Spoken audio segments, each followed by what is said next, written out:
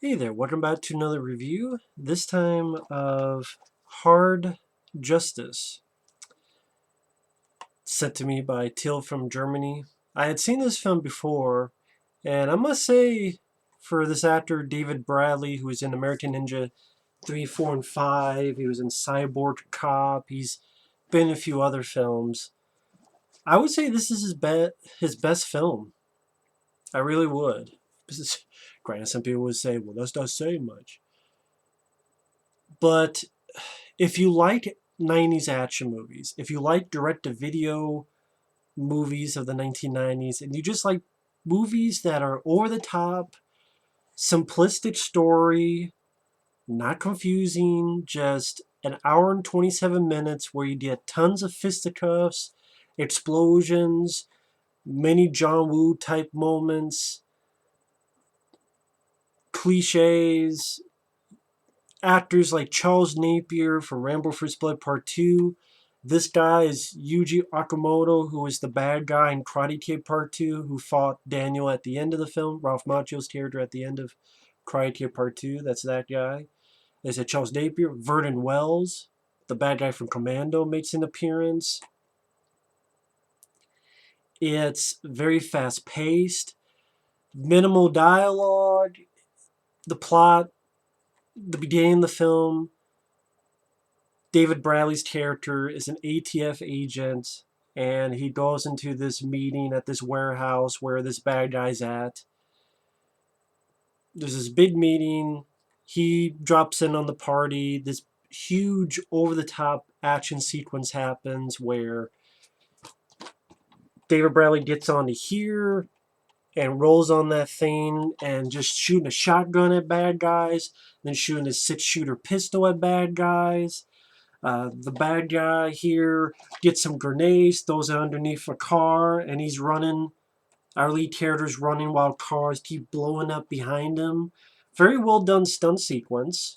I mean, real cars being blown up right behind a real person running over the cars. And Yuji Okamoto gets a hostage. David Brown is able to shoot the guy and wound him, but the bad guy drops the grenade and kills the hostage.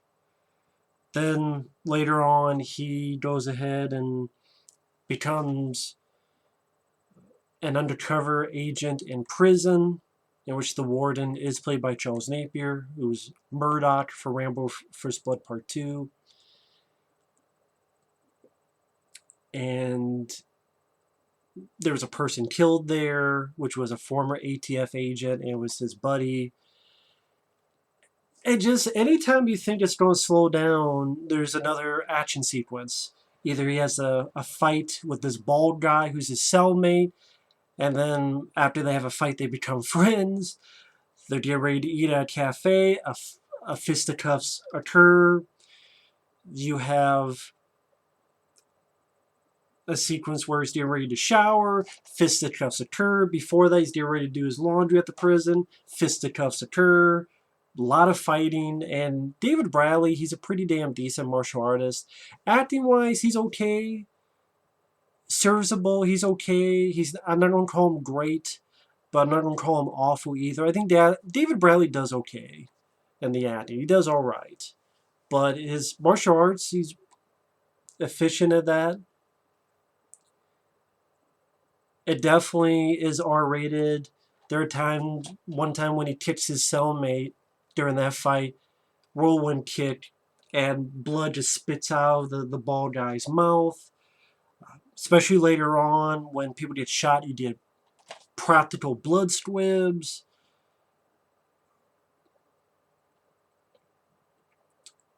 And yeah, you have the typical things that dumb villains do.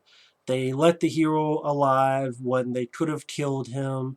At one time, he gets stabbed in the shower, and they could kill him, but something to do with no, his lawyer, who's helping him out, female lawyer. So it's a little bit like Death Warrant with Jean-Claude Van Damme, although I will admit this has a lot more action than Death Warrant.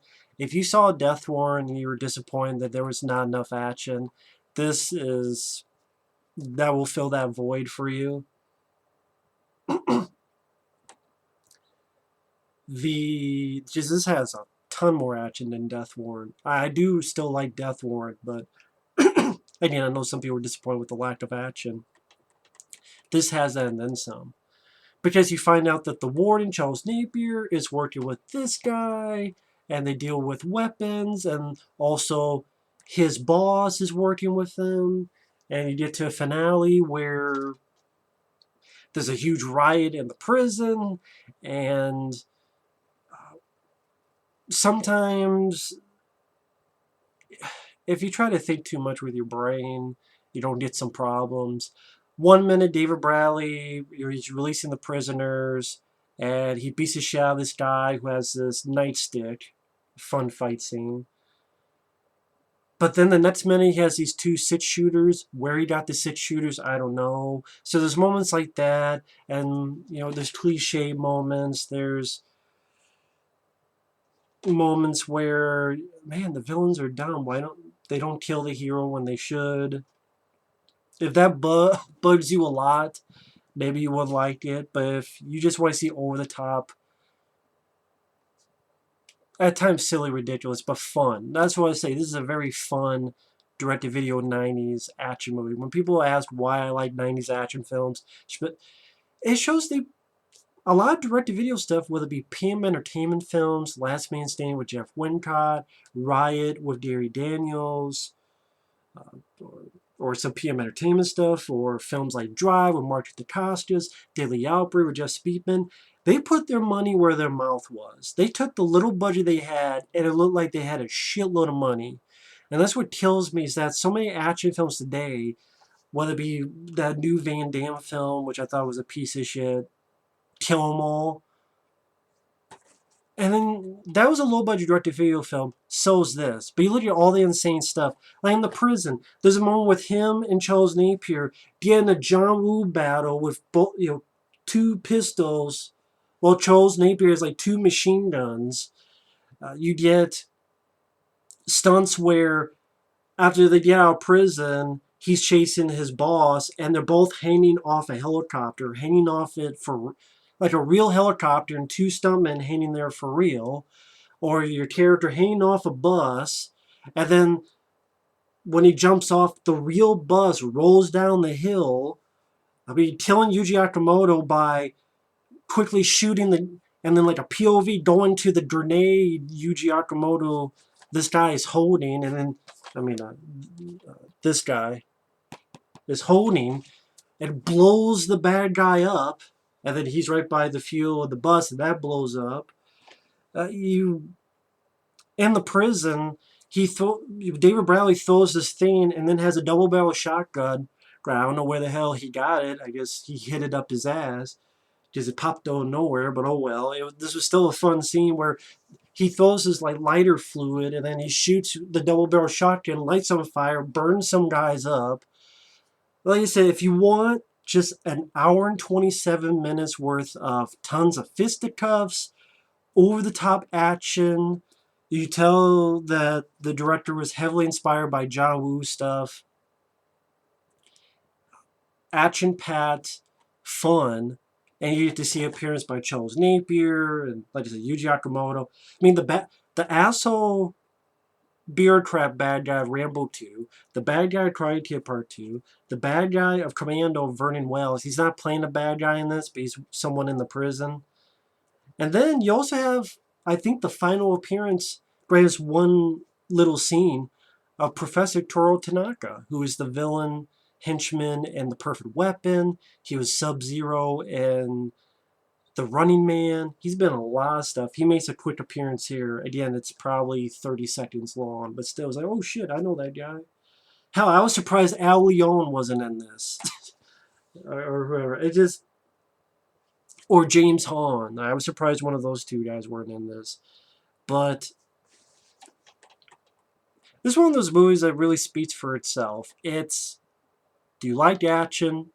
Do you want to just sit down and for 80-some minutes watch tons of action, some pretty damn well done stunts, fisticuffs, fairly decent fisticuffs, at an R-rated fashion, and kind of check your brain at the door a little bit? and you're okay with just a simplistic plot, and one of those things that it's like they knew they had a minimal story and a minimal plot, so fuck it. It won't be too long until another action scene happens. And you know what? I appreciate that. Because if you can't give me the dialogue, if you can't give me the story, don't fucking bore me by trying to fill your shitty story with more stupid story, or your shitty dialogue with more shitty dialogue. That was a problem that Kill 'Em All with Van Damme had. That's a problem that a lot of direct-to-video action films have.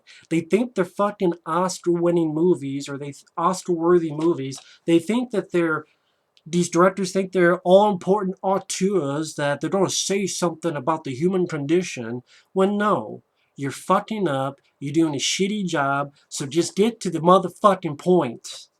That's what Dilly Alper, Jess Speakman, Driver Martha Costas, which actually has some very fun dialogue, so that's an added bonus. So does Dilly Alper, just forgot your bulletproof cup after he shoots a guy at the ball. So those have bonuses with it, but just go for it.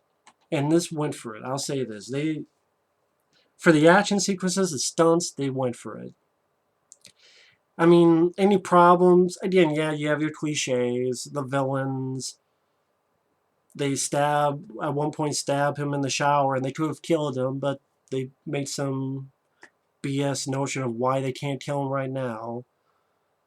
Or the musical score I didn't care for. There's even a point in the film where David Bradley's beating the guy, and every time he hits the guy, the music has a note like pew, pew, pew. Or even when Professor Toru Tanaka gets hit, you have the almost sound effect of a tree falling down. I don't know if you put that with music, but sound effects. So a few of the little notes I thought were not needed, and the music I thought was not that good. It was a pretty lame score.